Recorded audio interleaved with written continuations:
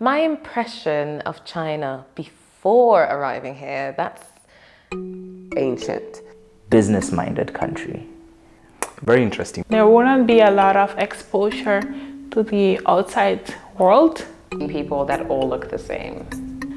There were so many people, the size of the country, the culture and the language were all just very intimidating. Everybody would surround me, ask me questions. Is that hair connected to your scalp?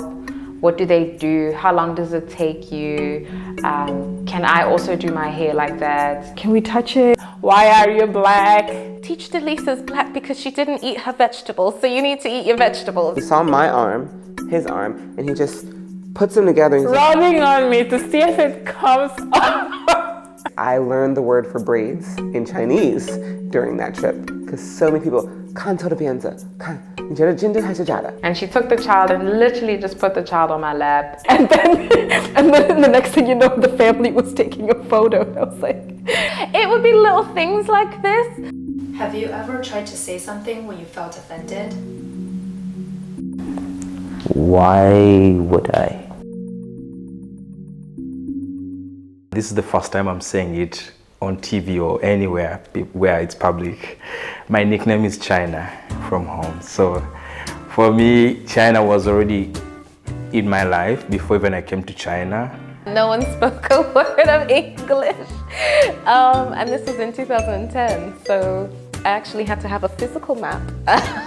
There was no Didi, there was no WeChat to message anyone. I've done a bit of research on Shanghai, watched videos. I don't know, maybe I've got like a fantasy in my head of Shanghai.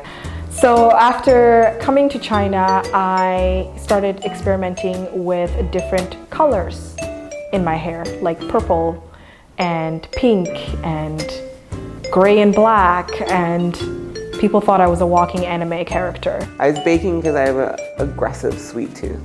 And I would always crave like brownies and cookies that were not easy to find here. The only thing is when you come to China, you understand that what we were eating is not Chinese food. It's something, something developed. I love drinking and I love walking around. So naturally I just wound up in the hutongs. No one knows what I do here. No one knows where I'm really from. If I'm from an African country, if I'm from America, if I'm from the UK, or if I'm from Canada. But all they see is my skin color. You've not really engaged with them, so they're really trying to understand, why is this person? Why is he a bit unique, you know? I got married. My husband is Chinese, by the way. We had a beautiful son. I think it wasn't that hard for the father to accept until I was pregnant. And he came to ask me if my baby was gonna be black. In the middle of the conversation, she's like, 啊，你们是哪位？你们是从哪里? And so the first woman, she says, 哦，我是美国人. She's like, oh, okay, cool. The second woman says, 哦，我也是美国人. She's like, oh, okay. I said, 我也是美国人. 她说，不能，不可能，美国没有黑人. The taxi drivers are amazing. You know, you get in the cab and then they ask you, so where are you from? And you're like, England, and they're like, England doesn't have black people.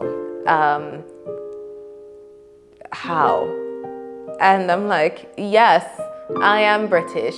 Leave me alone. I just turned around and I said, hey, show me what you just recorded. And the guy first showed me his WeChat and I said, no, I saw that you were recording something. So he showed the video to me. It was a short clip because by the time, when I turned around, that's when he just started recording.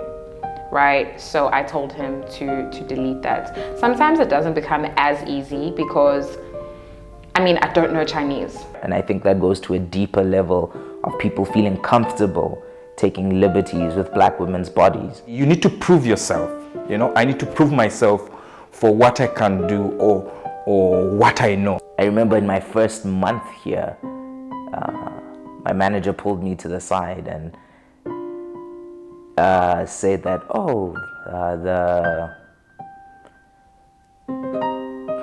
students or clients are complaining. They find South African accents a bit difficult to understand. And I was like, what? And I think it was just a polite way of saying that students, customers here are not used to Africans being the English teachers, black people being the English teachers. The perception is Europe, white is right.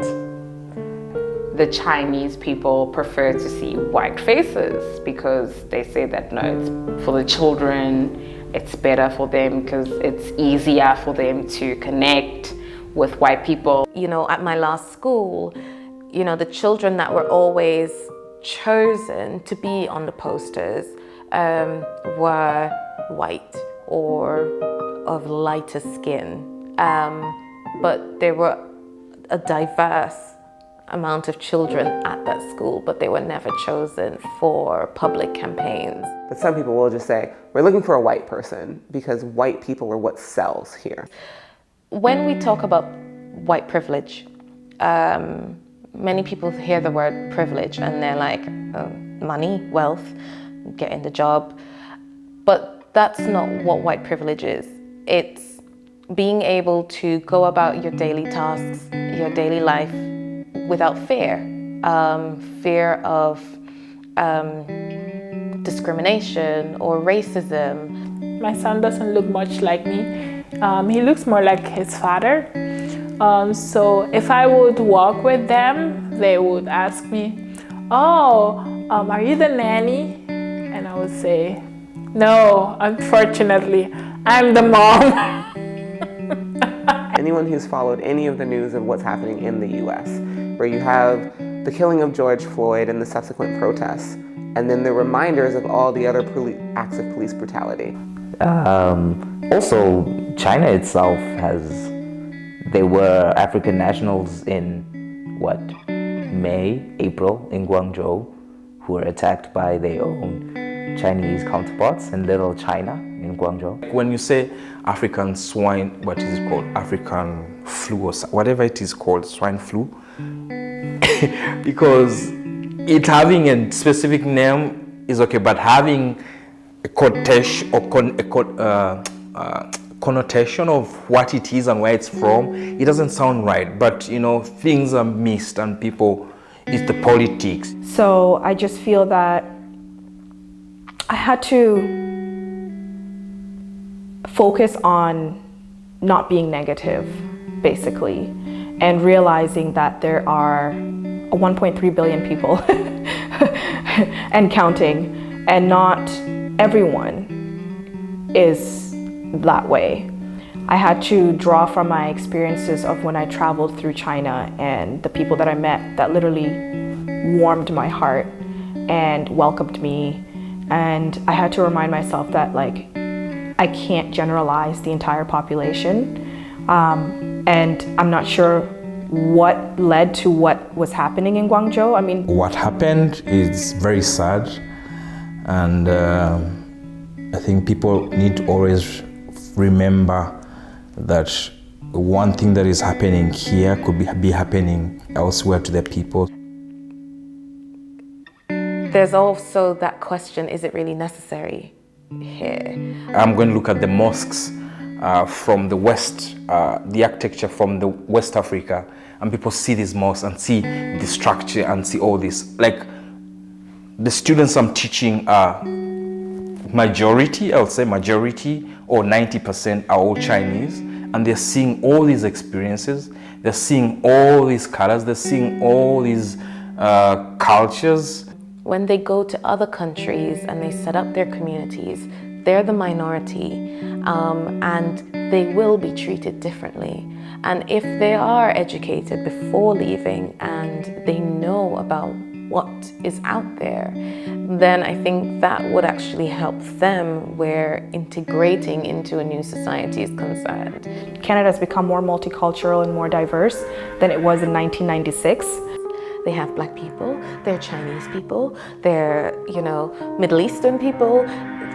They're people from all over the world. So because of that, I was very exposed to respecting others' culture, respecting others' beliefs. I participated in a Black Lives Matter exhibition, online exhibition. So I had to do a painting. I did take part in Africa Week, which for me plays a huge role in bridging the gap between China and Africa.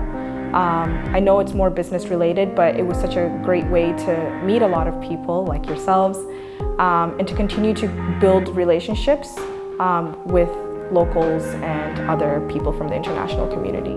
I think every initiative starts from you, it starts from within you and then moves to another person. So being Black in China, the experience, I think it's a bit of a privilege, actually, because I think it's an opportunity to educate people. I remember the first time I discovered a Black salon.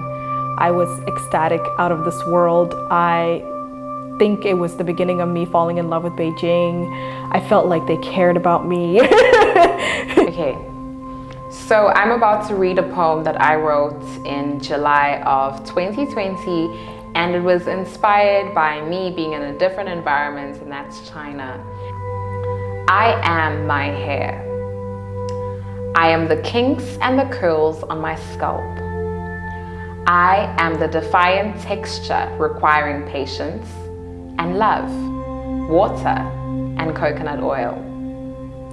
In fact, I am the nose in the middle of my face. I am the lips that tell a sweet story of perseverance and success. I am the ears that listen to the words of a world crying for change.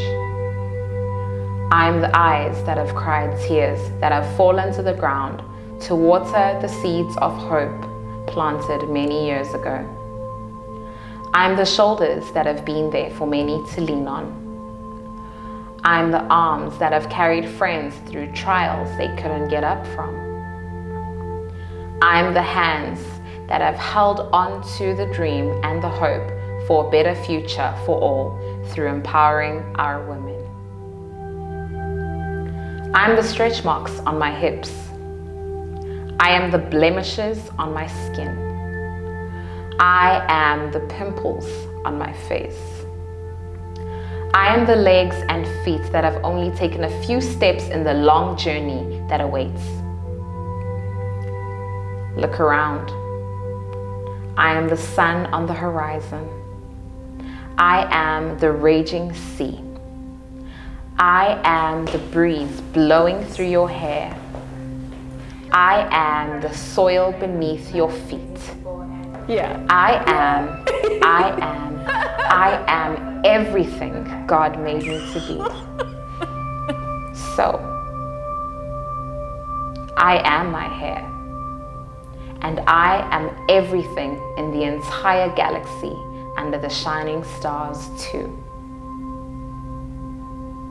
And you can wrap your whole head with it and your hair doesn't have to show at all. Would you like to try it on? I thought maybe you'd be interested to see how it's done. Yeah, of course. Cool. My pleasure. Yes. Oh, okay. Oh, you look great. How do I look? I wonder how do I look? Oh, I actually quite like this. So you could actually match it with